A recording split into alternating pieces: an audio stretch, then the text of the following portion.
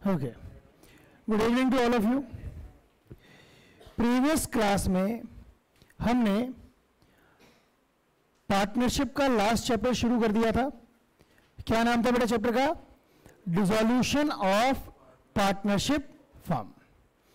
Previous class में हमने difference पढ़ा था between dissolution of partnership and dissolution of partnership firm.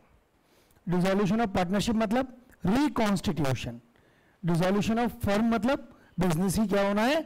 बंद हो जाना है। हमने मोड्स पढ़े थे। डिसॉल्यूशन ऑफ फर्म कितने टाइप से होता है? Section number 42, 44। Okay, section 40 belongs to mutual agreement, 41 compulsory dissolution, 42 notice, 43 happening of an event. Very good. 44 boycott. Very good, सबको याद है, अच्छी बात है। आज हम शुरू करते हैं कि अगर पार्टनरशिप बिजनेस को डिसॉल्व किया जाना है, क्या शुरू करते हैं बेटा अपन? कि अगर पार्टनरशिप बिजनेस को डिसॉल्व किया जाना है तो उस डिसॉल्यूशन के लिए कौन सा अकाउंटिंग प्रोसीजर फॉलो किया जाएगा? क्या पढ़ते हैं अपन? कि अगर पार्टनरशिप बिजनेस को डिसॉल्व किया जाना है तो उसको डिसॉल्व करने के लिए कौन सा अकाउंटिंग प्रोसीजर फॉलो किया जाएगा? ध्यान दीजिए, क्या पढ़ेंगे हम? Accounting procedure on dissolution of firm. Firm को डिसॉल्व करने के लिए जो अकाउंटिंग प्रोसीजर फॉलो किया जाता है उसमें हमें 4 अकाउंट्स प्रिपेयर करने होते हैं। कितने अकाउंट्स प्रिपेयर करने होते हैं? 4 अकाउंट्स। ध्यान दीजिए, क्या लिखा है कि in order to close the books of the firm on dissolution the following accounts are opened in the order given below. देखो बड़ी इंपॉर्टेंट चीज है, in the order given below. जिस सीक्वेंस में हम इन अकाउंट्स को पढ़ेंगे ना, उसी सीक्वेंस में इनको बनाया जाता है। जैसे क्या बिना रिवैल्यूएशन के पार्टनर्स कैपिटल पॉसिबल था क्या? पहले पार्टनर्स कैपिटल बना दो, बाद में रिवैल्यूएशन बना दो, नहीं था ना? उसका भी एक सीक्वेंस था, पहले रिवैल्यूएशन, फिर पार्टनर्स कैपिटल, फिर बैलेंस शीट और आवश्यकता हो तो बैंक अकाउंट। ये पढ़े हमने। वैसे यहां पर जो सीक्वेंस फॉलो होता है वो क्या है? सबसे पहला है आपका रियलाइजेशन अकाउंट। कौन सा है बेटा? First realisation account. हिंदी में कहते हैं इसको हम वसूली खाता। क्या कहते हैं हिंदी में इसको? हम वसूली खाता, है ना? गोलमाल वाले वसूली भाई, इनका काम क्या है? वसूली करना और पैसा देना। देंगे, वसूली करेंगे, यही काम है। एसेट्स को बेचने का काम और एसेट्स को जो लायबिलिटीज है उनको पे ऑफ करने का काम। कल मैंने एक सीक्वेंस बताया था आपको, कन्वर्ट करवाया था। एसेट्स को हमने 2 पार्ट में डिवाइड किया था। कौन कौन सी एसेट्स थी? एसेट्स को कैसे कैसे डिवाइड किया था हमने? एक तो ऑल एसेट्स एक्सेप्ट, कुछ चीजों को हमने छोड़ दिया था, कैश, बैंक, अनडिस्ट्रीब्यूटेड लॉसेस, इनके अलावा जितनी भी एसेट्स है वो। लायबिलिटीज में क्या था? कौन कौन सी थी? इंटरनल और एक्सटर्नल। फिर एक्सटर्नल का पेमेंट करना है, इंटरनल को भी हमने 2 पार्ट में डिवाइड किया था। कौन कौन सा? एक तो लोन में और एक ऑनर्स फंड में, ठीक है ना? तो सबसे पहला अकाउंट कौन सा है? Realisation account. दूसरा अकाउंट बनाते हैं मैडम पार्टनर्स लोन अकाउंट। कौन सा बनाते हैं second account? Partners loan account. ध्यान देना, आगे ना वही बात। सबसे पहले आउटसाइड लायबिलिटीज और एसेट्स को सेटल करने के लिए जो बनाया वो कौन सा बनाया? Realisation account. अब लायबिलिटीज में हमने बेसिकली 3 कैटेगरी बनाई ना। सबसे पहले 2 बनाई, एक तो इंटरनल और एक एक्सटर्नल। तो एक्सटर्नल लायबिलिटीज को सेटल कहां से कर देंगे हम? रियलाइजेशन से। अब बात कौन सी आती है? Internal liability. वो 2 थी, एक तो लोन और एक कैपिटल। तो लोन का सेटलमेंट कहां से होगा? पार्टनर्स लोन से। अब क्या बचा? पार्टनर्स की कैपिटल ही तो बची। उसके लिए तीसरा अकाउंट बनाएंगे बेटा, कौन सा? Partners capital account. और सबसे लास्ट में हम प्रिपेयर करेंगे कौन सा? कैश और बैंक अकाउंट। तो कितने अकाउंट्स प्रिपेयर किए जाते हैं बेटा? 4 अकाउंट्स। कौन कौन से? Realisation, partners loan, partners capital और कैश और बैंक अकाउंट। इनमें अगर आपको कोई ढंग से सीखना है तो वो सिर्फ रियलाइजेशन है, बाकी सब हमें आते हैं। अगर कुछ सीखना है तो वो क्या सीखना है, केवल रियलाइजेशन ही सीखना है, बाकी सब क्या है आपको आते हैं और हमें कुछ भी अलग से नहीं पढ़ना है। जो पढ़ा हुआ है उसी आइडिया से आपके बाकी के अकाउंट्स बन जाएंगे।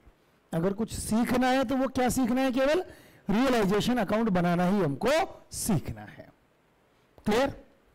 आगे बढ़ते हैं। देखिए सबसे पहले हम बात करते हैं बेटा किसकी, रियलाइजेशन अकाउंट की। मैं बार बार आपसे कह रहा हूं, मैंने अभी थोड़ी देर पहले भी कहा, कल हमने एक सीक्वेंस पढ़ा था। कौन सा सीक्वेंस था? सबसे पहले एक्सटर्नल लायबिलिटीज और इंटरनल लायबिलिटीज। तो एक तो एक्सटर्नल लायबिलिटीज को सेटल करने के लिए, और एसेट्स में हमने कौन सी पढ़ी थी, ऑल एसेट्स। उसमें से हमने एक्सेप्ट कर दिया था किन किन को, cash account, bank account, undistributed profits account और पार्टनर्स कैपिटल अकाउंट का डेबिट बैलेंस या करंट अकाउंट का डेबिट बैलेंस। इनके अलावा जितनी भी एसेट्स है उनको सेटल करने के लिए जो अकाउंट बनाया जाता है वो कौन सा अकाउंट होता है, रियलाइजेशन अकाउंट होता है। क्लियर? इसकी नेचर क्या होगी, नॉमिनल अकाउंट। क्यों होगी नॉमिनल अकाउंट? क्योंकि इसमें भी प्रॉफिट लॉस हो सकता है। किसी एसेट को हमारे बुक्स में के अंदर 1 लाख की दिखा रखी थी, बेचने गए 1.5 लाख की बिक गई, 50,000 का प्रॉफिट हो गया। हमने कोई लायबिलिटी का पेमेंट, हमको बुक्स के अंदर था किसी क्रेडिटर को मान लो 80,000 का पेमेंट करना था, वो क्रेडिटर ने बाद में हमसे 1 लाख रुपए ले लिए, लॉस हो गया। कुछ भी हो सकता है। तो मतलब एसेट्स को जब हम एसेट्स को पे ऑफ करते हैं, लायबिलिटीज को जब एसेट्स को सेल करते हैं, लायबिलिटीज को हम पे ऑफ करते हैं, वहां पर भी कुछ प्रॉफिट या लॉस हो सकता है। उस प्रॉफिट या लॉस को फाइंड आउट करने के लिए जो अकाउंट प्रिपेयर किया जाता है वो कौन सा अकाउंट है, रियलाइजेशन अकाउंट। अब ये प्रॉफिट या लॉस फाइंड आउट करेगा, that's why it is an nominal account. इसलिए कौन सा अकाउंट होता है, नॉमिनल अकाउंट होता है। क्लियर? तो रियलाइजेशन अकाउंट के बारे में सबसे पहले लाइन क्या लिखा हमने कि रियलाइजेशन अकाउंट इज ओपन्ड, क्यों, for disposing of all the assets of the firm and making payment to all the outside liabilities.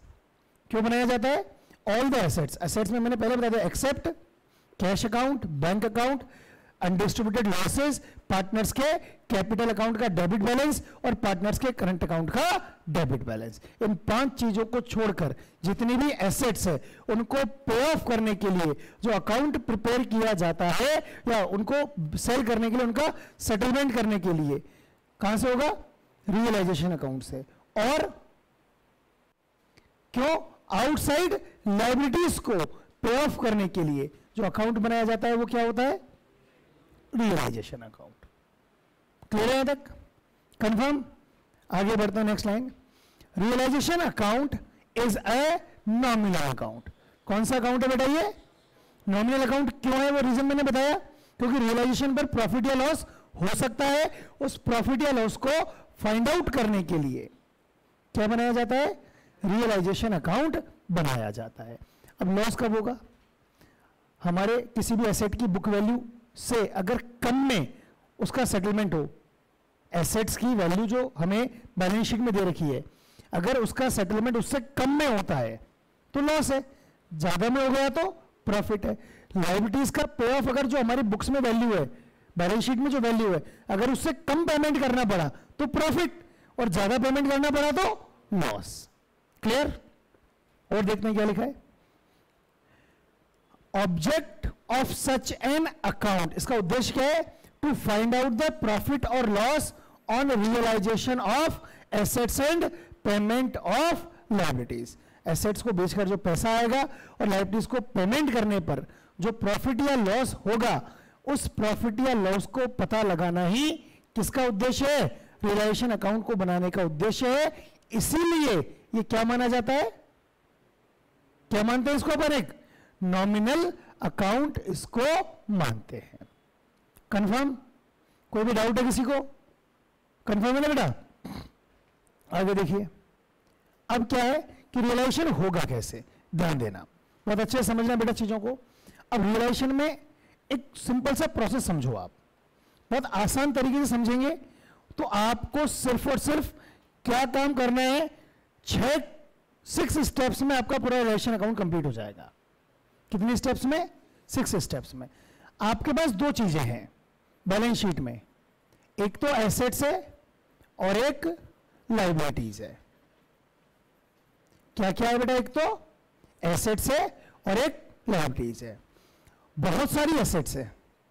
सबसे पहला तो काम क्या करो कि जितनी भी एसेट्स है, all assets except cash account, bank account, undistributed losses, debit balance of partners capital and current account, इनको छोड़कर जितनी भी एसेट्स है उनको कहां डाल दो आप? एसेट्स आ गई, रियलाइजेशन में डाल दिया। ऐसे ही सारी की सारी क्या? आउटसाइड लायबिलिटीज, इनको भी क्या कर दिया हमने? रियलाइजेशन में ट्रांसफर कर दिया। सबसे इजी काम है, जो बैलेंस शीट में दे रखी है उसको उठाकर एज इट इज लिखना है। बुक वैल्यू पर होता है हमेशा ये काम। ये ट्रांसफर कौन सी वैल्यू पर होगा? बुक वैल्यू पर। हमने कहां डाल दिया इनको उठाकर? रियलाइजेशन अकाउंट में। अब रियलाइजेशन में आ गई है। अब यहां से इनका क्या करना है? पेमेंट, एसेट्स को बेचना है और लायबिलिटीज को पे करना है। एसेट्स को जब हम बेचेंगे तो इसको बेचने के दो तरीके हैं। एक तो आपने मार्केट में बेचा कैश के बदले, या हो सकता है कोई पार्टनर ले ले। जो पार्टनर्स हैं अभी तक फर्म के, कोई एसेट ऐसी हो सकती है जो उनके खुद के काम आ रही हो, वो कहते हैं भाई ये तो मैं ले लूंगा, तो तुम ले लो, हमें क्या नुकसान है। अगर वो ले लेंगे तो उसके बदले वो पैसा देंगे, कैश नहीं देंगे, लेकिन उनकी कैपिटल एडजस्ट हो जाएगी ना, उनका जो पेमेंट बनता है वो क्या हो जाएगा? कम हो जाएगा। तो दो तरीके हैं, एक तो कैश में और एक पार्टनर के द्वारा। ऐसे लायबिलिटीज का सेटलमेंट भी कितने तरीके से होगा? या तो आप कैश पे करोगे या कोई पार्टनर कह देगा कि इसको पे करने की जिम्मेदारी मेरी, मैं पे कर दूंगा इसको। अगर पार्टनर पे करता है तो भी मैं कोई दिक्कत नहीं है। जितना पैसा हम उसको देते उतना पैसा किसको दे देंगे? पार्टनर को दे देंगे। इतने स्टेप हो गई, 1 2 3 4 5 6 हो गए ना 6 स्टेप। अब क्या है कि इनको आप ऊपर नीचे कर सकते हो, लेकिन हमें करना नहीं है। आप इनको इसी तरह से 6 स्टेप मान के चलो। सबसे पहला काम एसेट्स को ट्रांसफर करना है, दूसरा काम लायबिलिटीज को ट्रांसफर करना है, तीसरा काम एसेट्स को कैश में बेचना है, चौथा काम एसेट्स अगर किसी पार्टनर ने लिए तो उसका एडजस्टमेंट करना है, पांचवा काम लायबिलिटीज का कैश में पेमेंट करना है, छठा काम लायबिलिटीज अगर किसी पार्टनर ने रिस्पॉन्सिबिलिटी ली है तो उसको दे देनी है। कोई दिक्कत है यहां तक? सातवां काम और आ जाता है जो है रियलाइजेशन एक्सपेंसेस। अब ये क्या बीमारी है भाई? हम रियलाइजेशन में क्या कर रहे हैं? एसेट्स को मार्केट में बेच रहे हैं और लायबिलिटीज को पे कर रहे हैं। इसमें भी खर्चा होता है। एसेट्स को सेल की, हो सकता है एसेट्स को बिजनेस से निकालना, सामने वाले तक पहुंचाना, कई तरह के खर्चे होते हैं। तो वो खर्चे कौन बियर कर रहा है?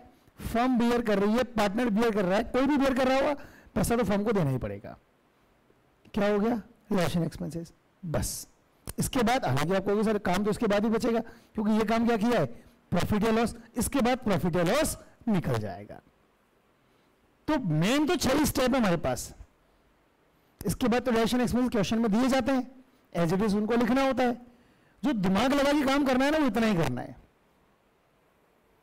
और इसमें भी दिमाग लगा के काम तो केवल मैं मानो तो ये 4 ही चीजों में है, वो भी एज इट इज कॉपी करने होते हैं। बैलेंस शीट में जो वैल्यू दे रखी है ना उसको एज इट इज लिखना है, कहीं भी कोई दिमाग हमको नहीं लगाना है। क्लियर है यहां तक? कंफर्म? चलिए आगे बढ़ते हैं अपना, इसी को पढ़ते हैं क्या लिखा है, ध्यान दीजिए। इसी बात को हमने एक चार्ट के थ्रू समझाए। सबसे पहला काम क्या करना है बेटा? अपन रियलाइजेशन अकाउंट जो बनेगा उसके लिए हम क्या ध्यान रखना है वो ध्यान से समझना। सबसे पहला काम क्या करोगे?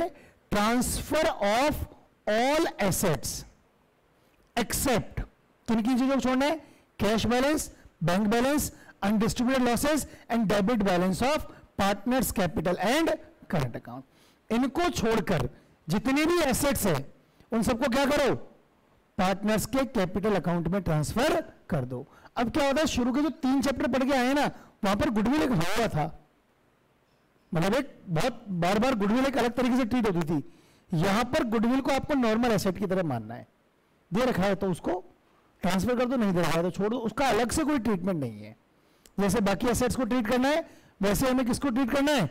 गुडविल को ट्रीट करना है। पहला काम हो गया। दूसरा काम क्या करोगे बेटा, अब इसमें transfer of all outside liabilities. अब देखो ऑल आउटसाइड लायबिलिटीज का मतलब लिखा है, क्या लिखा है देखो, ऑल लायबिलिटीज एक्सेप्ट क्या क्या छोड़ना है, बैंक ओवरड्राफ्ट। अब देखो यहां पर बहुत स्पेशली ध्यान रखना, बैंक ओवरड्राफ्ट है तो उसको छोड़ देना क्योंकि वो नेगेटिव बैलेंस है बैंक का आपका, और बैंक लोन वो आउटसाइड लायबिलिटी है। बैंक ओवरड्राफ्ट तो क्या है, खाते से ज्यादा पैसे निकाल लिए, बैंक लोन आपने इंटेंशनली बैंक से क्या लिया हुआ है, लोन लिया हुआ है, दोनों चीजों में अंतर है। Bank overdraft bank balance bank account में जाएगा, बैंक लोन आउटसाइड लायबिलिटी में जाएगा। स्पेशली लिखा है हमने bank overdraft not bank loan, bank loan except नहीं आएगा, बैंक लोन तो क्या है आउटसाइड लायबिलिटी का ही पार्ट है। Undistributed profit, credit balance of partners capital and current account, ये सब क्या है आपकी इंटरनल लायबिलिटीज है। क्लियर, इनको छोड़कर सारी की सारी लायबिलिटीज में से हम क्या घटा देंगे, बैंक ओवरड्राफ्ट, अनडिस्ट्रीब्यूटेड प्रॉफिट और credit balance of partners capital and current account, सारी की सारी आउटसाइड लायबिलिटीज को क्या कर दिया जाएगा, रियलाइजेशन अकाउंट में ट्रांसफर कर दिया जाएगा। है कोई डाउट यहां तक किसी को, बोलिए कंफर्म, कोई भी डाउट है, नहीं है, चलिए आगे बढ़ते हैं अपन, आप ध्यान देना। अगला काम क्या करेंगे, अब हम क्या करेंगे बेटा, इन एसेट्स को सेल करेंगे। क्या करोगे, इन एसेट्स को सेल करोगे। सेल करने के दो तरीके बताए मैंने आपको। पहला सेल क्या है कि मार्केट में बेचोगे, कैसे, कैश के बदले। पहला तरीका क्या है इनको, कि मार्केट में सेल किया जाएगा किसके बदले, कैश के बदले। क्लियर है चीज, पैसा मिलेगा, एसेट्स को बेचेंगे और क्या मिलेगा, पैसा मिलेगा। कंफर्म। और दूसरा तरीका क्या है कि टेकन बाय एनी पार्टनर, कोई भी एक पार्टनर क्या कर ले, उन आपकी एसेट्स को अक्वायर कर ले। कंफर्म है यहां तक, कोई डाउट है, जो चीज बताई थी वही लिखी है यहां पर, एसेट्स को ट्रांसफर कर दिया, लायबिलिटीज को ट्रांसफर कर दिया, एसेट्स को कैश में बेच दिया और लायबिलिटीज को कैश में बेच दिया। हो गए चार काम अपने। अब क्या करें, लायबिलिटीज का पेमेंट करेंगे। कैसे करेंगे लायबिलिटीज का पेमेंट, ध्यान देना, लायबिलिटीज को क्या किया जाएगा बेटा, पे किया जाएगा। दो तरीके हैं पे करने के। सबसे पहला क्या काम होगा कि उनको कैश में हमें पे करना है। क्या करोगे, लायबिलिटीज को कैश में पेमेंट करोगे। क्लियर। दूसरा काम क्या करोगे इसके अंदर आप, कि लायबिलिटीज को कौन ले लेगा, कोई भी पार्टनर उनकी रिस्पॉन्सिबिलिटी ले लेगा। ठीक है ना। अब इसकी एंट्रीज आप खुद सोचो, हर केस की एंट्री के बारे में हम बात करें तो हम खुद सोचें, इतना सारा हम पढ़ चुके हैं अब तक, तो एंट्रीज आप खुद बना लोगे। एसेट्स को रियलाइजेशन अकाउंट में ट्रांसफर करने का मतलब क्या है, कि हम बैलेंस शीट से अकाउंट्स एसेट्स अकाउंट को क्लोज कर रहे हैं। क्या कर रहे हैं अपन, बैलेंस शीट से एसेट अकाउंट को अपन क्या कर रहे हैं बेटा, क्लोज कर रहे हैं। ठीक है ना। तो सोचो क्या एंट्री होनी चाहिए, और क्लोज कौन से अकाउंट से कर रहे हैं अपन, रियलाइजेशन से। अब एसेट्स अकाउंट का बैलेंस क्या होता है, डेबिट बैलेंस होता है ना। अब उसको क्लोज करेंगे तो क्या करना पड़ेगा, क्रेडिट करना पड़ेगा। तो फिर डेबिट क्या हो जाएगा, क्या एंट्री बन गई, बन गई ना अपने आप। एसेट्स को अगर हम कहां ट्रांसफर करेंगे, रियलाइजेशन अकाउंट में, तो उसकी एंट्री क्या बन गई बेटा, क्या बन गई, realisation account debit to assets account. देखिए कि यही लिखा है क्या, फॉर ट्रांसफर, ये तो आउटसाइड लायबिलिटीज के लिए आ गया। चलो पहले लायबिलिटीज वाली देख लेते हैं, कोई बात नहीं। हाँ ये यहां तक क्लियर है। अब लायबिलिटीज को ट्रांसफर करेंगे तो liabilities account debit to realisation account, for transferring all outside liabilities. वापस लिखिए बात, all liabilities except bank overdraft not bank loan. Bank loan को मत मानना, बैंक लोन तो क्या है, आउटसाइड लायबिलिटी ही है। Undistributed profit, credit balance of partners capital and current account to realisation account. क्या एंट्री बताई आपने, यही बताई थी क्या, टू रियलाइजेशन अकाउंट। नरेशन क्या बन जाएगी, being transfer of sundry liabilities to realisation account. Clear. अब आपने क्या किया यहां पर कि उन जितनी भी आउटसाइड लाइबिलिटीज थी ना वो सब तो हो गई बंद, और उनकी जगह एक नाम हो गया, और वो एक नाम क्या है? रियलाइजेशन। खत्म हो गई लाइबिलिटीज। लाइबिलिटीज का नाम बदलकर क्या बन गया? आपकी बैलेंस शीट से लाइबिलिटीज खत्म हो चुकी है, वो लाइबिलिटीज की जगह क्या नाम आ गया है? रियलाइजेशन। ऐसे ही आगे बढ़े।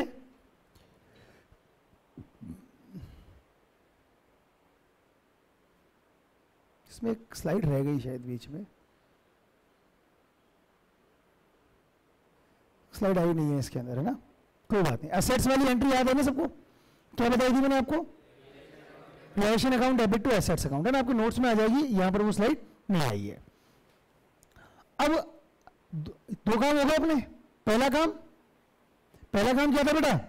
एसेट्स को ट्रांसफर करने का। दूसरा काम लायबिलिटीज को ट्रांसफर करने का। तीसरा काम क्या करेंगे हम? एसेट्स को बेचेंगे।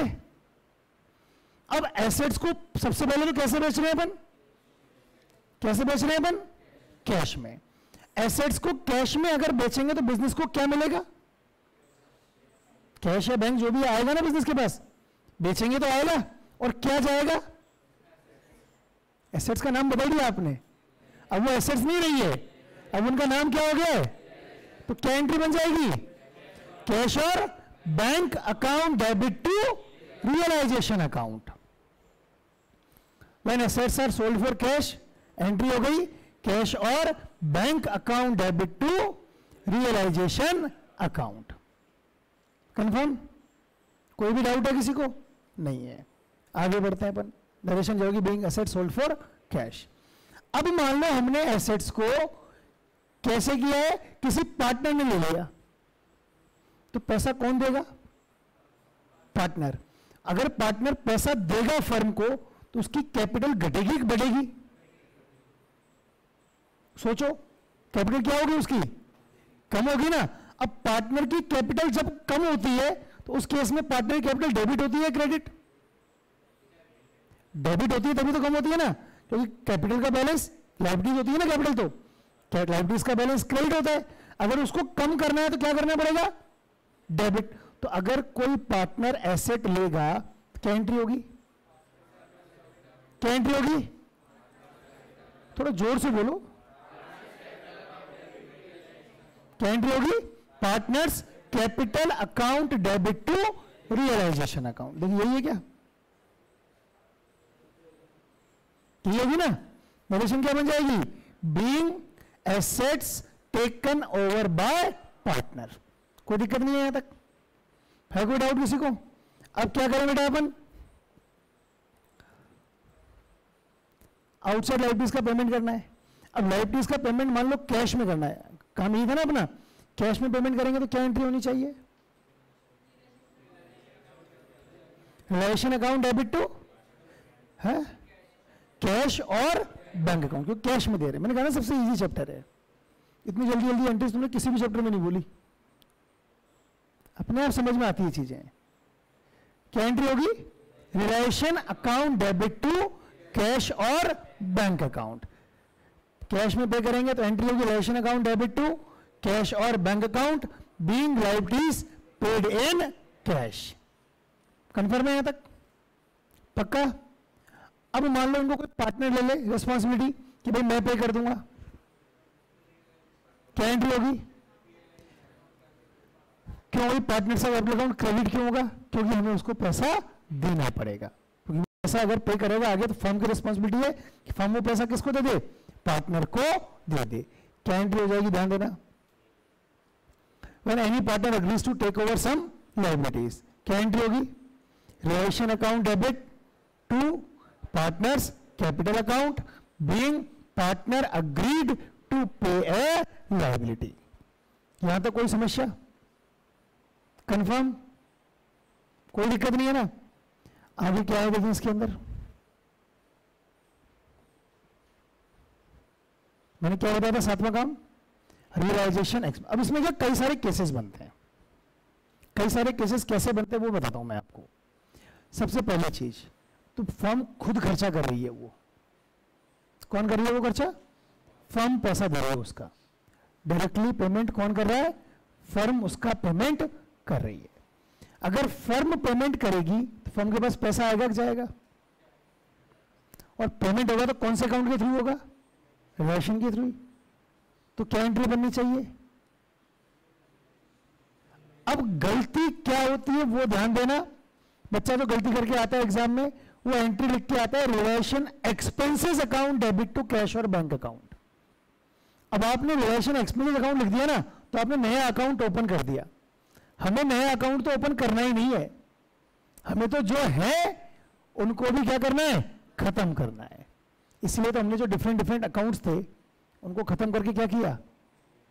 एक अकाउंट बनाया। क्या बनाया? Realisation account. सेटल कर रहे हैं। अब आप अगर से अलग से रिलेशन एक्सपेंसेस चालू कर दोगे तो नहीं होना चाहिए था ना।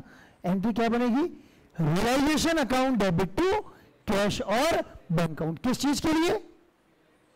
रिलेशन का पेमेंट करने के लिए। तो case number 1, when expenses are paid by the firm.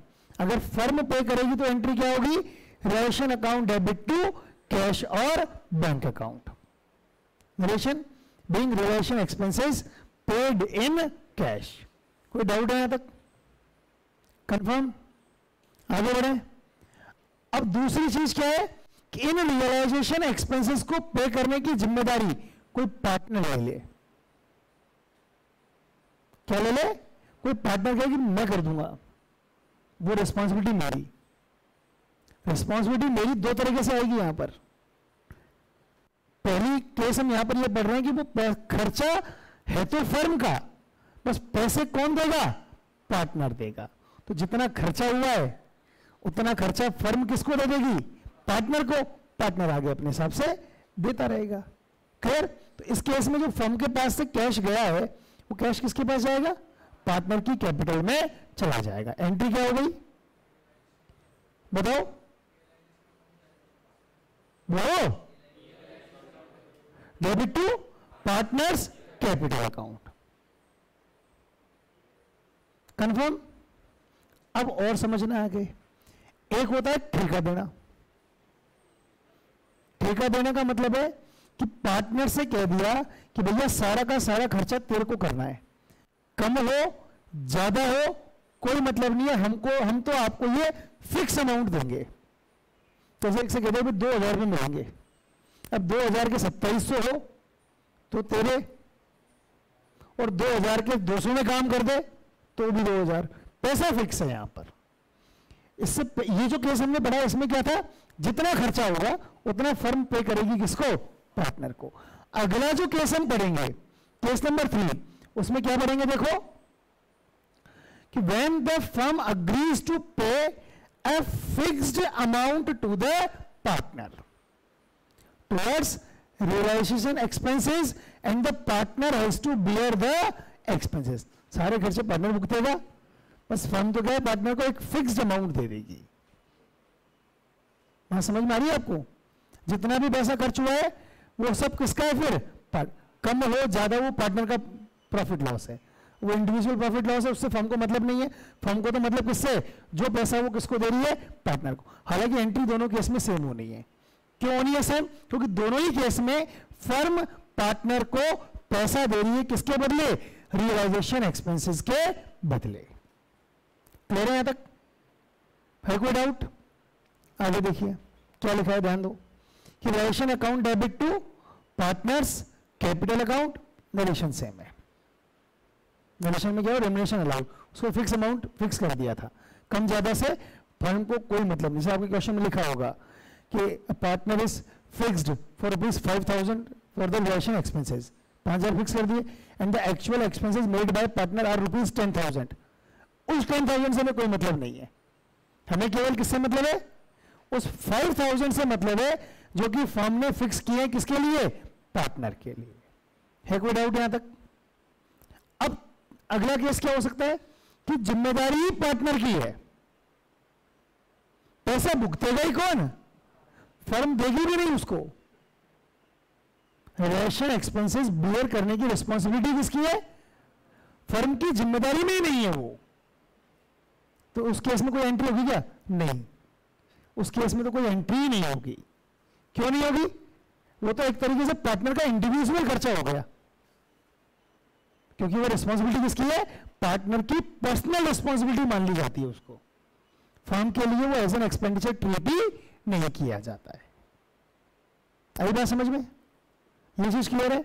अच्छा, उस केस में तो कोई एंट्री होगी नहीं, लेकिन अब एक केस यूं समझो कि मान लो मैं एक फर्म हूं, डिसोल्यूशन हो रहा है और इसको रिस्पॉन्सिबिलिटी दी है खर्चा करने की, अब वो खर्चा इसी को करना है, मेरे लिए वो एक्सपेंडिचर है ही नहीं, तो ये पे करेगा।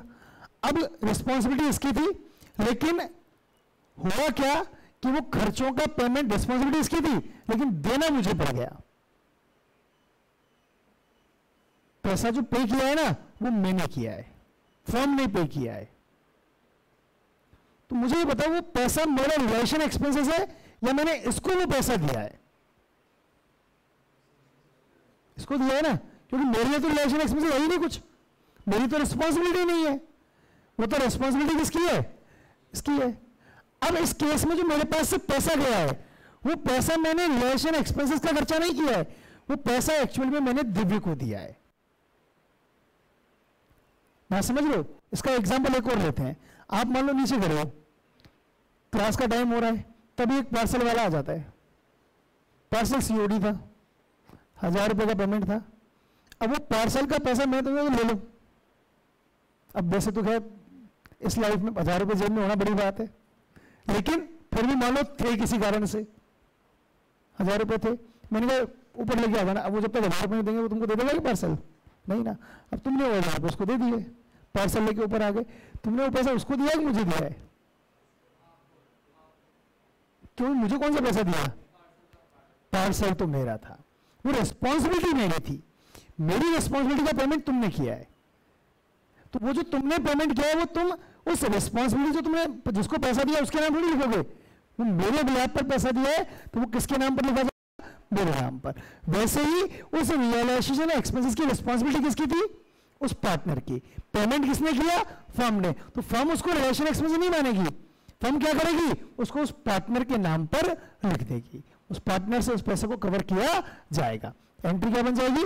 Partners capital account debit to cash और बैंक अकाउंट। रिलेशन एक्सपेंसेस का तो यहां पर कोई लेना देना ही नहीं है। यही बात समझ में? कंफर्म? किसी को कंफ्यूजन है? क्या लिखा है देखो, when realization expenses are to be borne by the partner, किसको बेयर करने थे? पार्टनर को। and paid by the firm are to be borne by the partner, किसको बेयर करने थे? पार्टनर को। चुकाया किसने? फर्म ने उनको चुकाया। समस्या हो गई? अगर फर्म ने चुकाया है तो क्या होगा? फिर फर्म क्या किससे लेगी? उस पार्टनर के नाम पर उसको लिख देगी। एंट्री क्या हो जाएगी? Partners capital account debit to cash और बैंक अकाउंट। एंट्री क्या होगी? बीइंग रियलाइजेशन एक्सपेंसेस पेड, लेकिन on behalf of the partner. पैसा तो चुकाया है, किसके बिहाफ पर? उस पार्टनर के बिहाफ पर। फर्म का खर्चा नहीं है वो। क्लियर है यहां तक? कोई डाउट है किसी को? पक्की बात है? आगे देखिए। No entry will be passed if the expenses are to be borne and paid by the partner out of his pocket. ये मैंने पहले एक्सप्लेन कर दिया था। चुकाना भी पार्टनर को था, चुकाया भी किसने?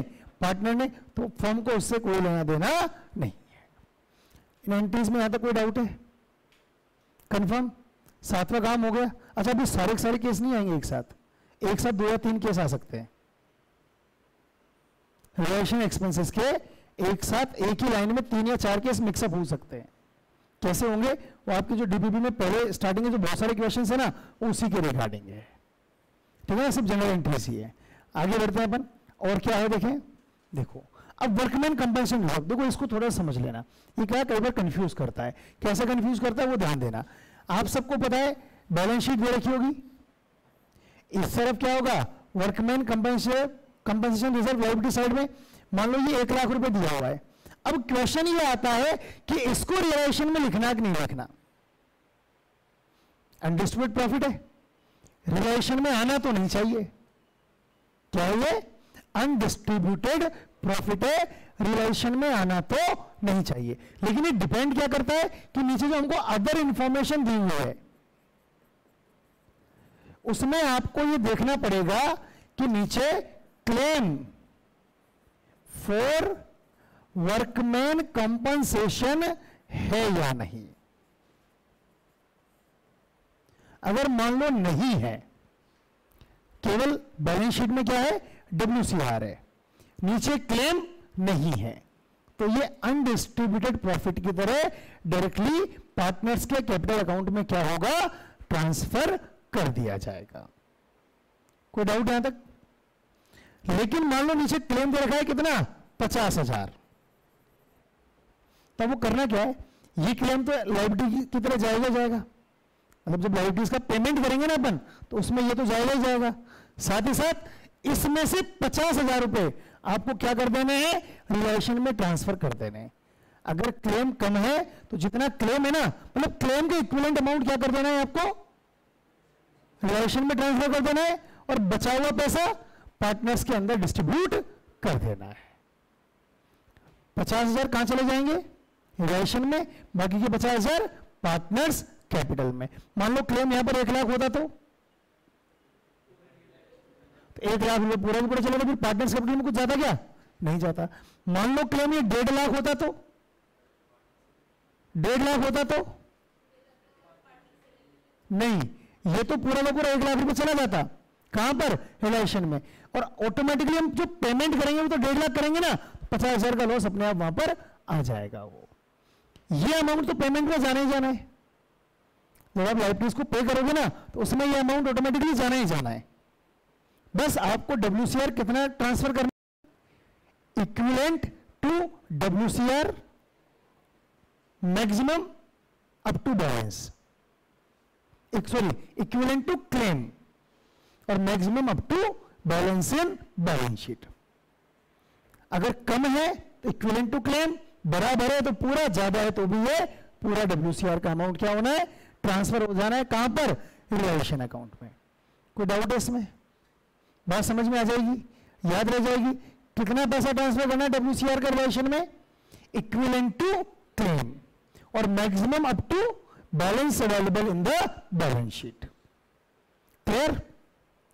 देखो वही हमने अलग अलग केसेस, इसी बात को अलग अलग केसेस की तरह दिखा दिया। If there is no liability against workman compensation reserve, कोई लायबिलिटी नहीं है, in such a case the entire amount of workman compensation reserve is credited to the capital account of the partners। क्या entry हो जाएगी, WCR account debit to partners capital account. Clear? अगर कोई claim नहीं है तो किसकी तरह डिस्ट्रीब्यूट होगा, फिर ये अनडिस्ट्रीब्यूटेड प्रॉफिट की तरह इसको ट्रीट किया जाएगा। कंफर्म है यहां तक? है कोई डाउट? अगर क्या लिखा है अगले केस में, in case the amount of liability is less than the amount of workman compensation reserve, claim कम है, क्लेम कितना है, 50,000, WCR में कितना बैलेंस है, तो क्या करना है, 50,000 तो रिलेशन में ट्रांसफर हो जाएगा और बाकी के 50,000 पार्टनर्स कैपिटल में ट्रांसफर कर दिए जाएंगे। तो वही बात आ गई कि WCR को डेबिट करना है पूरे 1 लाख से, टू रियलाइजेशन 50,000 और to partners capital account 50,000। Clear? तीसरा केस कि अगर क्लेम कितना है बेटा, 1 लाख है, क्लेम कितना है, तो फिर पार्टनर्स कैपिटल में तो कुछ जाएगा ही नहीं, पूरा का पूरा पैसा कहां चला जाएगा, रिलेशन में चला जाएगा। क्या एंट्री हो जाएगी, WCR account debit to realisation account. है कोई डाउट? कंफर्म है ना यहां तक? तो अगर ज्यादा हो जाए तो उसमें भी अपन को घबराने की जरूरत नहीं है। क्या करना है अपने को ज्यादा होने पर, फिर उस केस में भी जितना है बैलेंस उतना ही क्या करना है आपको, ट्रांसफर करना है। क्या एंट्री हो जाएगी, same WCR account debit to realisation account. क्योंकि हमने क्या कहा कि WCR का कितना अमाउंट रियलाइजेशन में जाता है, इक्विवेलेंट टू क्लेम और maximum up to balance available in the balance sheet. क्या तो नीचे जो क्लेम दिया हुआ है उसके बराबर, और वो अधिकतम कितना हो सकता है, जितना हमको बैलेंस शीट में WCR दिया हुआ है। उससे तो कैसे ट्रांसफर कर दोगे, WCR का पैसा ट्रांसफर करना है, तो जब WCR में होगा उतना ही तो ट्रांसफर कर सकते हो, और वो किस पे डिपेंड करता है, क्लेम के ऊपर। कोई डाउट है? कंफर्म? आगे बढ़ो। अब क्या करना है बेटा, प्रॉफिट या लॉस की बात करें। रिलेशन अकाउंट आपने बना लिया पूरा, अब उसको क्लोज भी तो करना पड़ेगा। क्लोज का मतलब प्रॉफिट या लॉस कैलकुलेट करना। अब मान लो आप बताओ कि क्रेडिट साइड का बैलेंस ज्यादा है रिलेशन के और डेबिट साइड का बैलेंस कम है। किसी भी अकाउंट की बात कर लो, क्रेडिट का बैलेंस ज्यादा है, डेबिट का बैलेंस कम है, क्या कहलाता है वो? प्रॉफिट ही होता है ना। कोई सा भी अकाउंट उठा के देखो, रिवैल्यूएशन में भी क्या किया था, क्रेडिट का बैलेंस ज्यादा होता है, डेबिट का कम होता है, तो डेबिट में तो लिखते हैं ना टू पार्टनर्स कैपिटल, वो क्या होता है, प्रॉफिट होता है। तो क्रेडिट का बैलेंस ज्यादा होगा, डेबिट का बैलेंस कम होगा, क्या माना जाएगा, प्रॉफिट। किस में ट्रांसफर हो जाएगा, पार्टनर्स में। कौन से रेशो में, उनका जो भी प्रॉफिट शेयरिंग रेशो होगा उसके अंदर। When realisation account discloses profit, profit कब होता है, in case credit side is more than the debit side. ठीक है ना। एंट्री क्या बनेगी, realisation account debit to partners capital account. Narration क्या हो जाएगी, being transfer of profit on realisation to partners capital account. कह रहे हैं तक? तो फिर लॉस कब होता है, कब होगा लॉस, जब डेबिट का बैलेंस ज्यादा होगा किससे, कंफर्म, सही है क्या? तुम्हारी समझ से बताओ जो लिखा है वो सही है क्या? तो एंट्री क्या होनी चाहिए, क्या एंट्री होनी चाहिए, partners capital account debit to, यही बताइए तुमने entry, partners capital account debit realisation. देखो मैंने भी सही लिखा है कि हाँ सही लिखा है, partners capital account debit to, अरे वाह आता है मतलब मुझे है, ठीक है ना। क्या एंट्री होगी, partners capital account debit to realisation account. Realisation क्या हो जाएगी, being loss on realisation transfer to partners capital. कोई दिक्कत, कंफर्म? किसी को कोई भी डाउट है यहां तक, पक्का कोई डाउट नहीं है? अगर कोई भी डाउट है आप बता सकते हैं, नहीं है ना कोई डाउट, आगे बढ़े।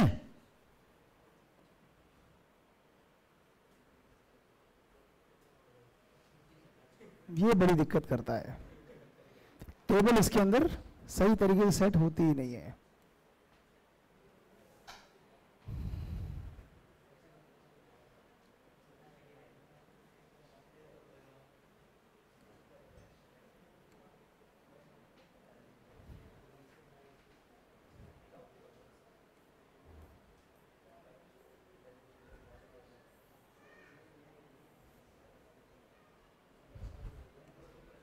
चेक करो,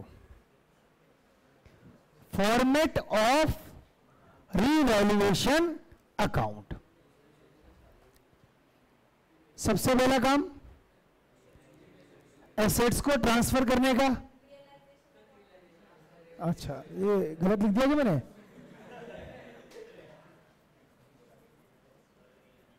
कोई बात नहीं, ये लो ठीक है। क्या काम है सबसे पहले अपना, एसेट्स को ट्रांसफर करने का। एंट्री क्या पड़ी थी हमने, realisation account debit to assets. तो जितनी भी एसेट्स होंगे ना उनको अलग अलग ट्रांसफर करना है, ध्यान रखना। जैसे to plant, to building, to machinery, जितनी भी है, to plant, to building, to machinery, जितनी भी होंगी सबको ट्रांसफर कर देंगे। दूसरा काम, by creditors, by bills payable, by bank loan, है ना, जितना भी है सबको अपन यहां पर क्या कर देंगे, ट्रांसफर कर देंगे। तीसरा काम पेमेंट करना है। पेमेंट ऐसे करना है, अंदर लिखना अमाउंट, यहां पर डायरेक्ट अमाउंट आएगा, सिंगल एंट्री बनेगी, realisation account debit to cash, sorry cash और bank account debit to realisation, तो सिंगल अमाउंट आएगा। अब सबसे कितना पैसा मिला वो डिटेल आप यहां अंदर इस तरह से लाइन वाइज शो कर सकते हो, ठीक है ना। फिर अगर किसी पार्टनर ने लिए, अच्छा ये भी ध्यान रखना, हो सकता है 3 पार्टनर ले लें अलग अलग, तो by X capital, by Y's capital, by जेड्स कैपिटल, तीनों को अलग अलग रखना पड़ेगा। जिसने जो जो भी एसेट्स लिए उसकी हम एंट्री कर देंगे यहां पर, है कोई दिक्कत? ऐसे ही लायबिलिटीज का पेमेंट अगर कैश में किया है तो लाइबिलिटीज को किसी पार्टनर ने रिस्पॉन्सिबिलिटी ली है तो मैंने इसमें रिलेशन एक्सपेंस वाला नहीं लिखा है, वो डीएक्स के अंदर अपन को लिखना होता है। लास्ट में ये कब होगा, अगर प्रॉफिट है तो इस साइड और अगर लॉस है तो इस साइड। है कोई डाउट? कंफर्म? रिलेशन अकाउंट सबको कंप्लीट है या किसी को कंफ्यूजन है?